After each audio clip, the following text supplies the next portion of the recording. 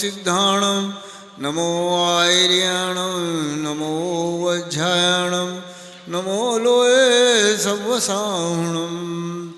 जय बोलो आचार्य आदि सागर जी महाराज की जय।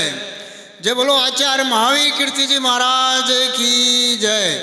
जय बोलो आचार्य सन्मति सागर जी महाराज की जय। जय बोलो आचार्य विमल सागर जी महाराज की जय। जय बोलो आचार्य मम दीक्षा गुरु सुनील सागर जी महाराज की जय। बोलिए मुनि संघ की जय। भव्य जीवों,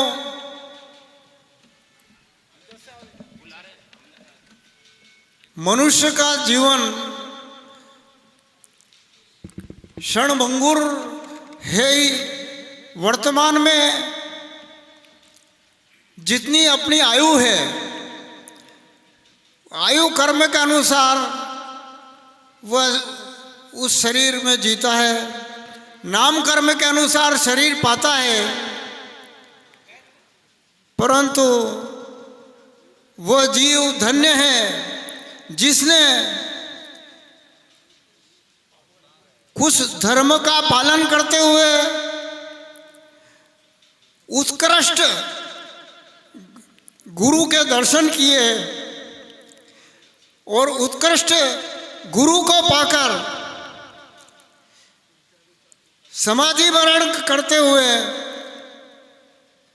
अपने देह का विसर्जन किया। जब अंधेश्वर पारसनाथ में हमारी दीक्षा हुई थी, उस समय उनकी भावना थी कि मैं भी दीक्षा लूं, परंतु कुछ अस्वस्थता के कारण और उस समय कुछ ऐसा योग भी नहीं रहा जिसके कारण उन्होंने दीक्षा ग्रहण नहीं की, पर उनकी इच्छा थी कि वो दीक्षा अवश्य लेगी।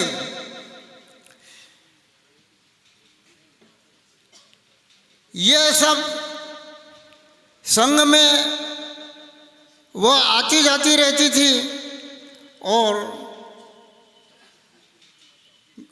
आचार्य भगवान के जो प्रवचन है उसमें मुख्यतः जो बात उनके हृदय में थी कि मैं ये आत्मा जो है, आत्मा ही सर्वोत्कृष्ट, इसके कारण ही अगर मैं मन के विचार और सब कुछ छोड़कर अपने आत्मा में ही रमण करूं, उनकी ऐसी भावना थी।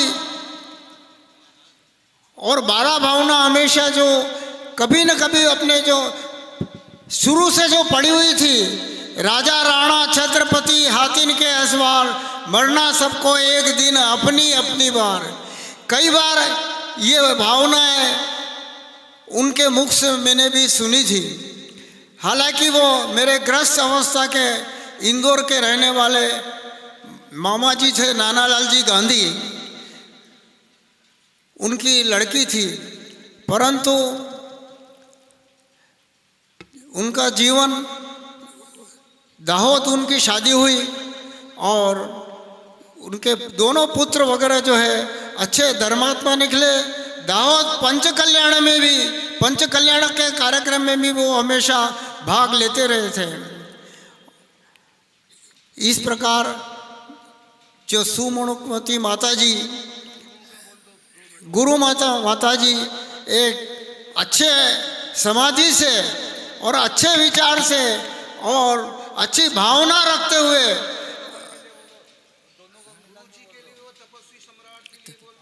हमेशा, अच्छा तपस्वी सम्राट जब दाहोद में थे तब भी उन्हें उनकी सेवा में आए और उनके प्रवचन वगैरह सुनने से उनके मन में बड़ा विचार अच्छा रहा। इस प्रकार उनकी जो समाधि हुई है, भगवान उनको निश्चित रूप, ये निश्चित है जैन धर्म में जो भी देशव्रती होकर समाधि ग्रहण करता है निश्चित रूप से उस निम्न कोटि के मतलब देव में जन्म नहीं होता है और अधिक क्या कहे स्त्री पर्याय भी उसकी मतलब छूट जाती है। इस प्रकार इनका जो स्त्री पर्याय छोड़ने का जो क्रम था, अगर चाहे तो आगे भी जो स्त्रियां हैं देशव्रती धारण करें और व्रत धारण करें। व्रत छोटे मोटे व्रत धारण करने से भी साधारण अपने जो पाप कर्म नष्ट हो जाते हैं। आगे बढ़ते हुए उन्होंने अपने जीवन को धन्य किया और आचार्य भगवान के साथ में उन्होंने कई बार दाहोद वापिस उनको दाहोद में जो कार्यक्रम था श्रुत पंचमी का, उस समय उनको लाने का वो आचार्य महाराज ने अनुमति दे दी, उनको लाए भी सही और 15 दिन तक वहाँ रहे और अच्छा धर्म साधन किया। घर गृहस्थी में रहते हुए भी उन्होंने कभी ऐसा विचार कभी अपने पुत्रों या किसी पर भी अपना ज़्यादा ध्यान नहीं दिया और अपने स्वाध्याय प्रतिक्रमण और सामायिक में हमेशा तत्पर रहती थी। ऐसी उनका जीवन आचार्य के महाराज के कारण बिल्कुल उनकी जीवन यात्रा उच्च कोटि की ओर बढ़ गई।